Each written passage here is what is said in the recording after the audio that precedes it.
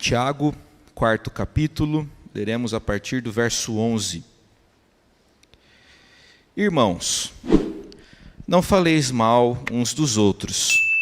Aquele que fala mal do irmão ou julga a seu irmão, fala mal da lei e julga a lei. Ora, se julgas a lei, não és observador da lei, mas juiz. Um só é legislador e juiz, aquele que pode salvar e fazer perecer. Tu, porém, quem és que julgas o próximo? Atendei agora, vós que dizeis, hoje ou amanhã iremos para a cidade tal, e lá passaremos um ano, e negociaremos, e teremos lucros. Vós não sabeis o que sucederá amanhã, que é a vossa vida. Sois apenas como neblina que aparece por instante e logo se dissipa. Em vez disso, devíeis dizer, se o Senhor quiser, não só viveremos, como também faremos isto ou aquilo. Agora, entretanto, vos jactais das vossas arrogantes pretensões. Toda jactância semelhante a essa é maligna. Portanto, aquele que sabe que deve fazer o bem e não o faz, nisso está pecando. Nós estamos conversando sobre a epístola de Tiago, já dedicamos bastante tempo para refletirmos a respeito dessa epístola tão preciosa do Novo Testamento. A epístola de Tiago é a mais prática. Ela é muito prática, é fácil compreendermos o seu conteúdo. Difícil é praticar. Difícil é observar, é incorporar na vida toda a sabedoria que encontramos na epístola de Tiago. Alguns chamam Tiago de provérbios do Novo Testamento, visto que aqui encontramos muita sabedoria, encontramos muitas recomendações, encontramos muitas dicas a respeito do que devemos fazer em nossas vidas.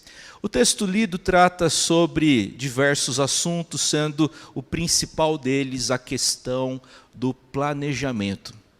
A nossa geração fala muito de planejamento. O planejamento é importante, sim. Fala-se sobre planejamento financeiro, planejamento familiar, planejamento profissional, enfim, é planejamento para tudo. O planejamento é bom, ele não é ruim. Contudo, Tiago aqui critica o planejamento que tira Deus. Tiago critica aqui o planejamento que não considera o Senhor. Tendo terminado suas exortações aos crentes judeus da dispersão, Tiago aborda duas expressões do mundanismo.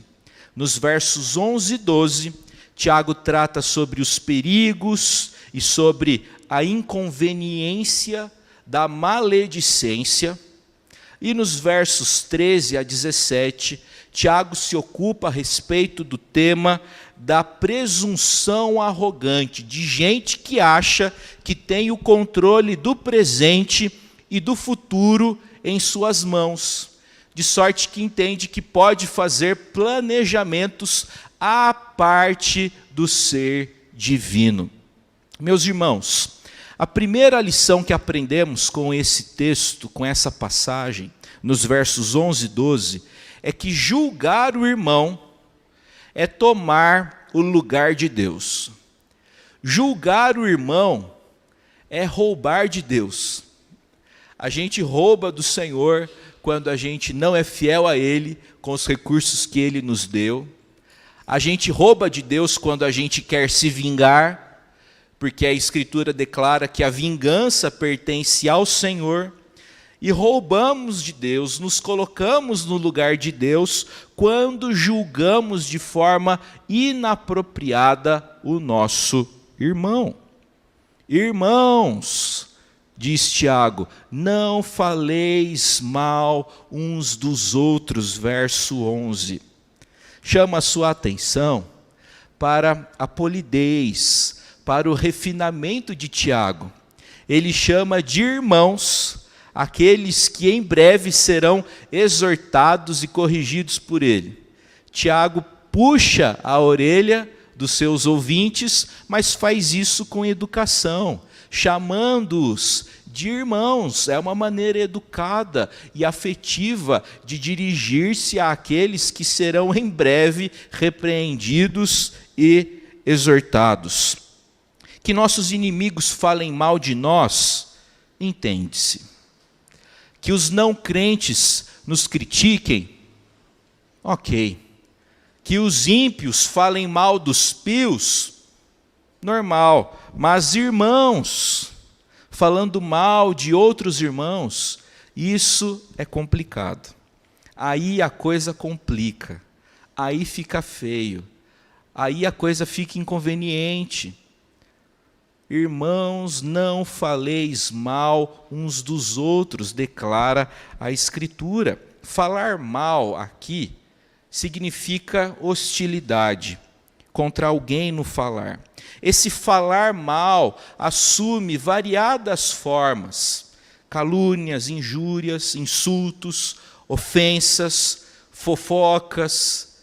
Esse falar mal é bastante plural, é bastante diversificado. A maledicência, prezados irmãos e irmãs, é sempre altamente prejudicial, pois contamina tanto quem fala como quem escuta. O problema da maledicência, as complicações da maledicência, é que a maledicência contamina, prejudica, influencia tanto o emissor como o receptador da mensagem. É por isso que Tiago proíbe e interdita esse tipo de coisa. A maledicência não procede de Deus. A maledicência é inconveniente. A maledicência não deve fazer parte do modo de ser do cristão, do indivíduo que teve uma experiência sincera de conversão ao Senhor. Ao falar mal de um irmão e ao julgá-lo depois disso, tomamos a lei em nossas mãos e assumimos o papel de legisladores. No entanto, só Deus é concomitantemente juiz e legislador. Só Ele pode julgar de forma apropriada. Ou seja, quando julgamos e condenamos nossos irmãos de forma inadequada, estamos, na verdade, tomando o lugar de Deus. O que começa parecendo um pecado contra outras pessoas, revela-se como uma arrogante pretensão de tomar o lugar do próprio Deus. E vocês que conhecem a Escritura sabem que nos pródromos da história, Lúcifer tentou fazer isso. O anjo caído, aliás, o anjo que caiu, tentou fazer isso, tentou assumir o lugar que era do Senhor. Gente, nós não podemos confiar plenamente no nosso julgamento. Desconfie de você sempre. Nós desconfiamos dos outros sempre. E essa é uma boa prática. Eu gosto muito de cantar esse cântico que cantamos minutos atrás. Eu só confio no Senhor. Porque esse cântico, essa letra comunica concomitantemente confiança no ser divino e uma parcela de desconfiança em relação ao outro. Eu não confio em homens. Portanto, não confio em mim mesmo. Confio no Senhor. Não podemos confiar plenamente no nosso julgamento, pois a nossa visão é sempre parcial. Não sabemos de todas as coisas. E não podemos confiar no nosso julgamento, porque não raras vezes incorremos no perigo da projeção. Sabe o que é projeção? Projeção é um fenômeno muitas vezes inconsciente, onde nós projetamos no outro aquilo que a gente vê em nós. Então, na projeção, nós vemos nos outros aquilo que está dentro de nós. Na projeção, nós vemos a nossa desconfiança no outro. Na projeção, nós vemos a nossa maledicência no outro. Na projeção, nós vemos a nossa própria antipatia no outro. É por isso que não é bom confiarmos no nosso próprio juízo. Só Deus pode julgar perfeitamente, visto que apenas o Senhor conhece todas as coisas. No Evangelho de Jesus Cristo segundo Mateus, no verso 1 do capítulo 7, encontramos as seguintes palavras de nosso Senhor: não julgueis, para que não sejais julgados. Eu queria comentar com vocês a respeito do que esse verso não diz. Esse verso não está dizendo que eu e você não podemos ter uma opinião.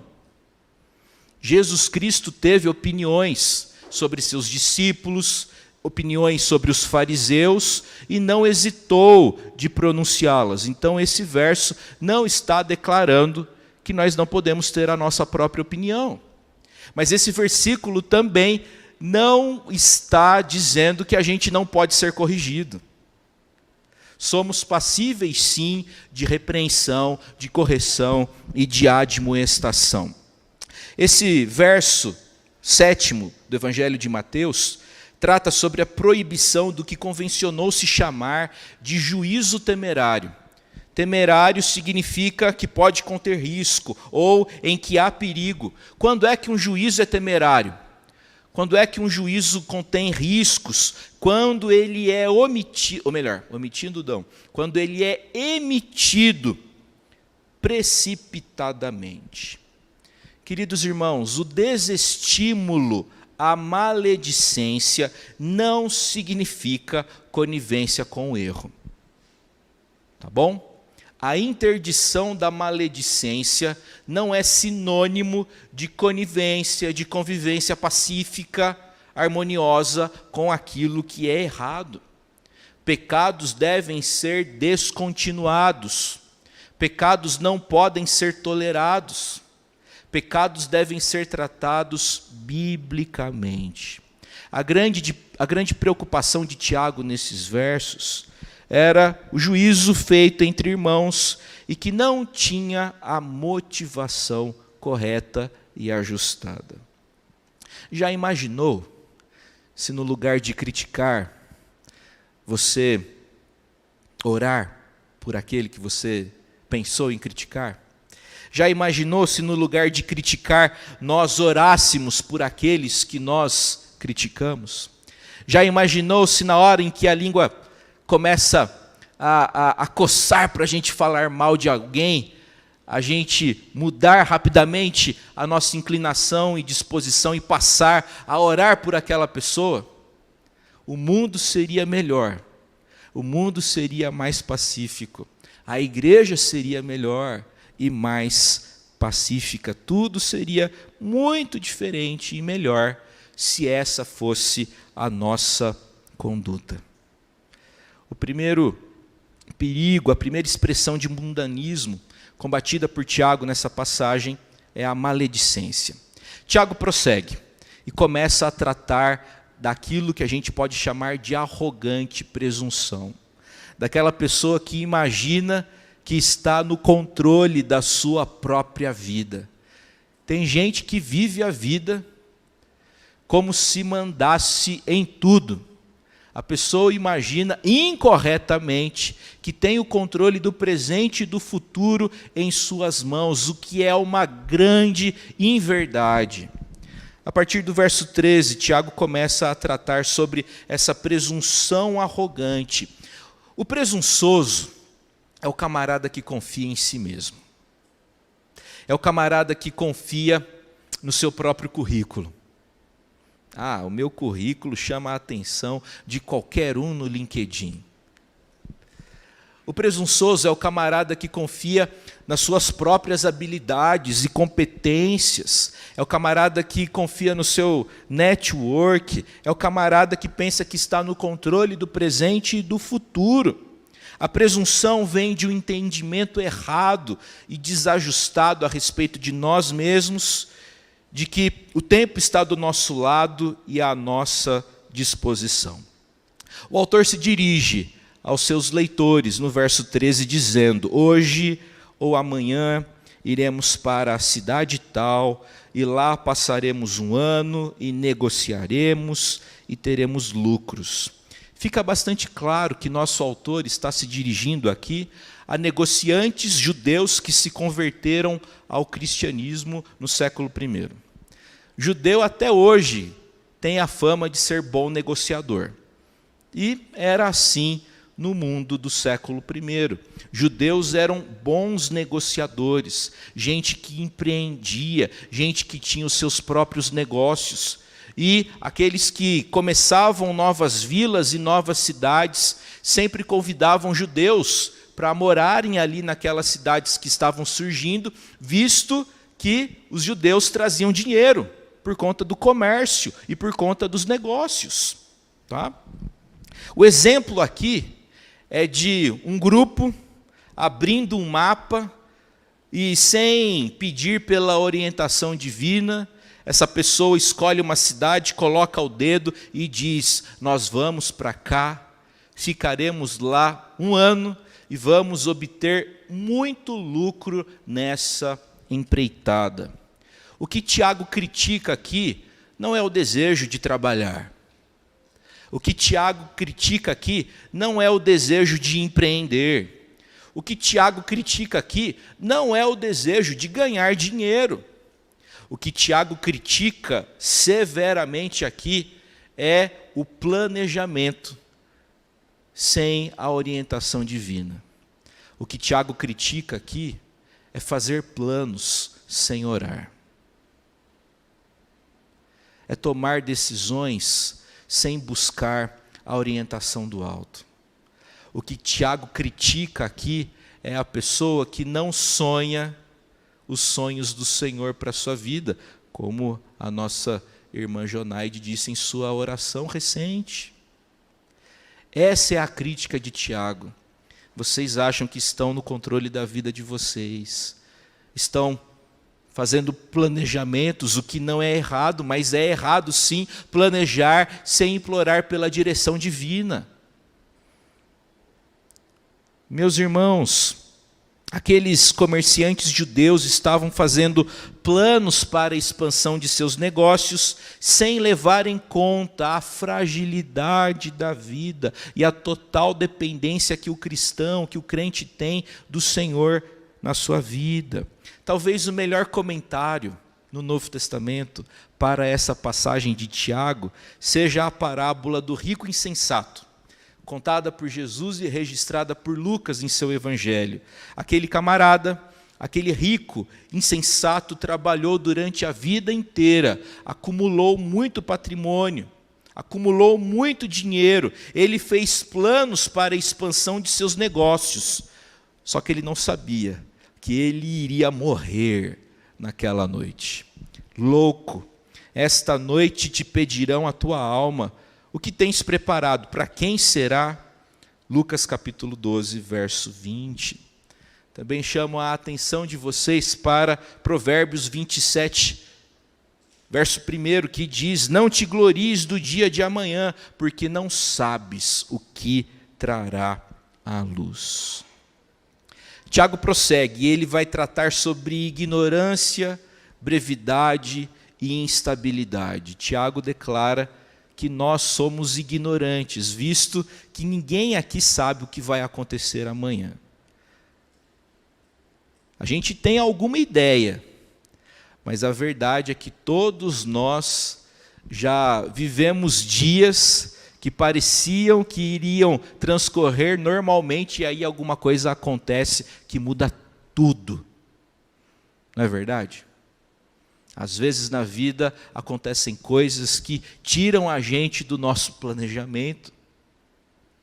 Nós não sabemos o que vai acontecer amanhã. Por mais que o nosso planejamento seja bom, ele não tem a capacidade de prever e antecipar tudo o que pode acontecer. O único ser onisciente no universo, o único ser que sabe todas as coisas é Deus. O nosso conhecimento é parcial, é limitado. Não sabemos o que vai acontecer amanhã. É o que Tiago declara no verso 14. E ele prossegue dizendo: vocês são apenas como neblina que aparece por instante e logo se dissipa. Eu acho essa comparação aqui de Tiago perfeita. Eu acho que não tem imagem mais adequada e melhor para descrever o que é a vida da gente. A vida da gente é como uma nuvem. A vida da gente é como neblina, que parece numa hora algo muito definitivo, algo muito estável. Não é mesmo? Quando a gente acorda, às vezes há muita neblina e aquela fumaça toda parece muito estável, parece que ela vai ficar ali o dia inteiro. Mas aos pouquinhos, sem que a gente se dê conta, aquela fumaça vai se dissipando. A neblina não acaba de uma hora para outra, mas ela acaba. Ela passa e a gente nem se dá conta disso. E não é assim com a vida da gente?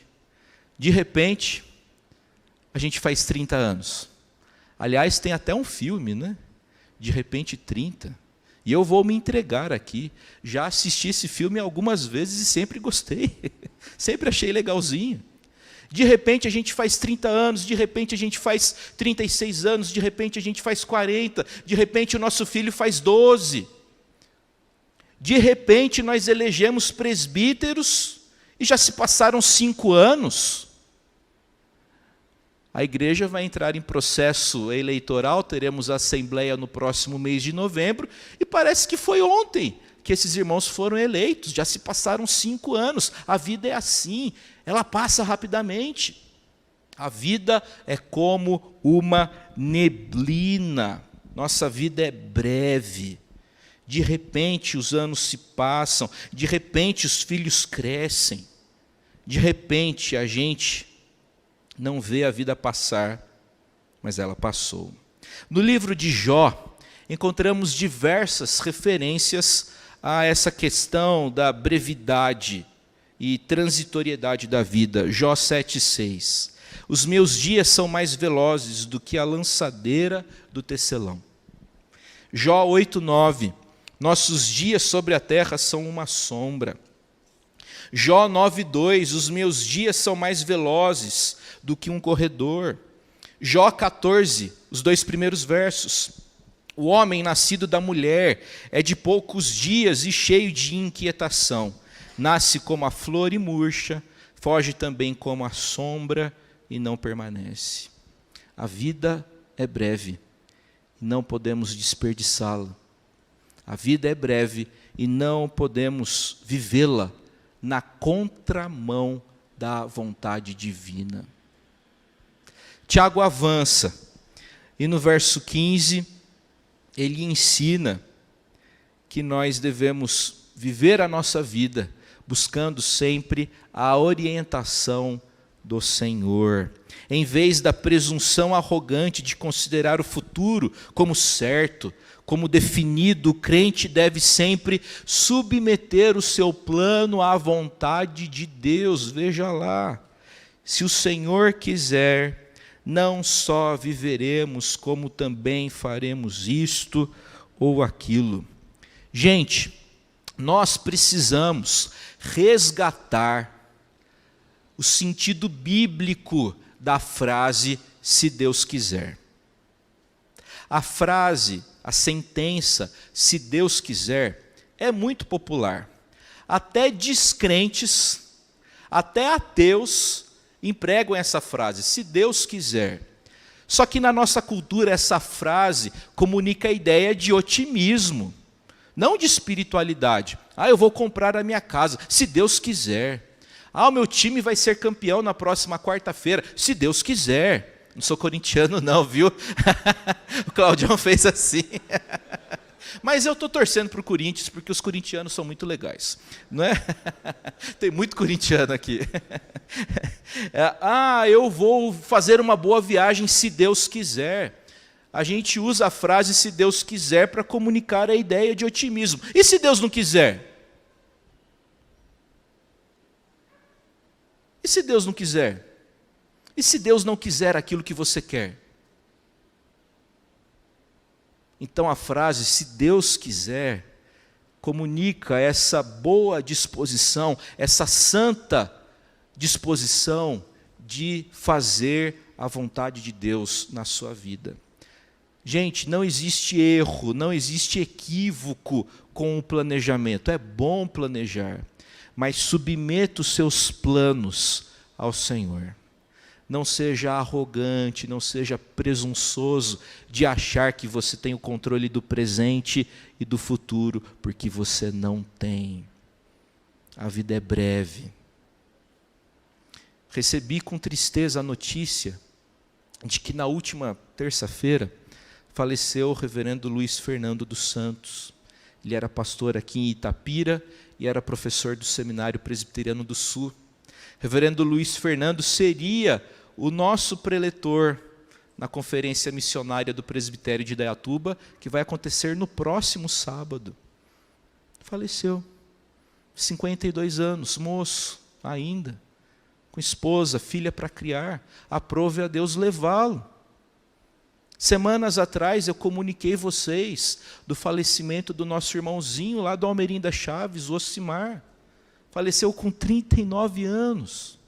Naquele dia ele acordou e foi comprar o pãozinho na padaria, gente. Na volta caiu, bateu a cabeça e faleceu. Então, nós não podemos ser arrogantes, presunçosos, achando que a gente tem o controle da vida em nossas mãos. Não temos. Quem controla a nossa vida é o Senhor. Quem está no controle da nossa história é o Senhor. Quem está no controle da história do Brasil é o Senhor.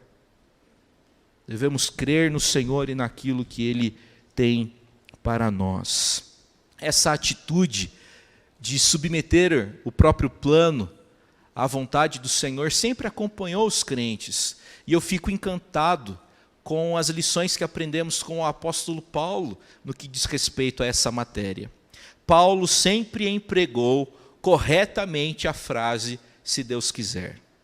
Para Paulo, a frase, se Deus quiser, não era expressão de otimismo, mas sim de submissão. 1 Coríntios 4,19, em breve irei visitar-vos, se o Senhor quiser. Atos 18:21, Lucas tratando sobre o comportamento de Paulo, mas despedindo-se disse, se Deus quiser, voltarei para vós outros.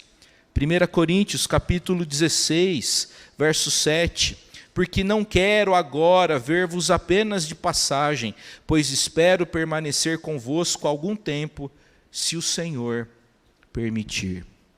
Submeta sempre os seus planos à vontade do Senhor. O jeito certo, o jeito cristão, é submeter todo o planejamento a Deus. Todavia, a audiência de Tiago não estava fazendo isso, e pior, eles se orgulhavam disso. Olha lá o verso 16. Agora, entretanto, vos jactais das vossas arrogantes pretensões. Toda jactância semelhante a essa é maligna. A palavra grega traduzida por vanglória aí, era empregada no século I para fazer referência ao curandeiro farsante e enganador. Aquela pessoa que prometia uma coisa que não podia dar. Aquele curandeiro prometia cura, mas ele não tinha condições de realizar efetivamente aquela cura. A palavra que os gregos empregavam para fazer referência a esse fenômeno foi traduzida aqui por arrogância, por jactância. Então, essa jactância, esse orgulho é a característica do homem que reivindica para si aquilo que não possui, no caso aqui, o controle sobre a sua própria vida. A arrogante pretensão quanto ao futuro deve ser substituída por um senso de plena dependência de Deus. Meus irmãos, a vida é passageira, a vida é breve, não estamos no controle da nossa própria vida, e é por isso que precisamos nos entregar, nos encomendarmos plenamente à providência divina. O Senhor está no controle de todas as coisas e Ele está cuidando das nossas vidas. Que a nossa alma encontre sossego, paz, serenidade, coragem nessa afirmação da Escritura.